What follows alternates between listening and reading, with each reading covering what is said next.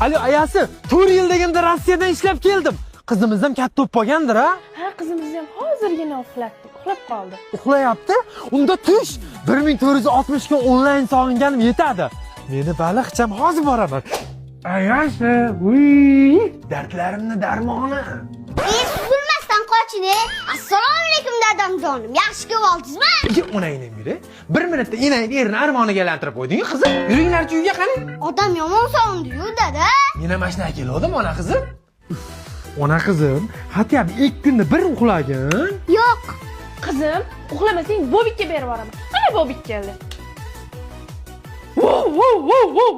Aya, dedikimisiz? Dadam ko'guncha rassomolga o'xshab kuydirdingiz. Endi itga aylab oldingizmi? Meni baribir uxlatolmaysizlar. Ha. Cho'cho'atim. Rossiyadan rosa cho'cho bo'lib keldim. Biz ham dam olaylik. Oxiri yuragim yorilib o'larkanda qizim.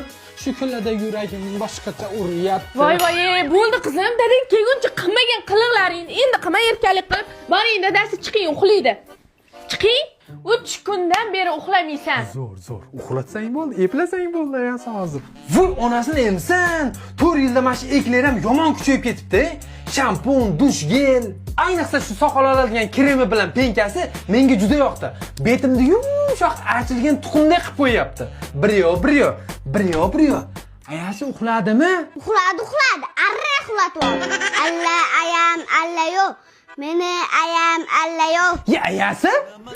Ha, dadasi, uxlamadingmi Rayhon? Men yana qaytib ketdim Rossiyaga. Hatyobi turib o'rningda meni kuzatib qo'y Rossiyaga. Nimaga ketasiz? O'g'iz endi keldingiz-ku dadasi. Qizing yerga tegayotganda chaqirasan. Menimcha bu qizing hali uxlamaydi. Onasini emsin.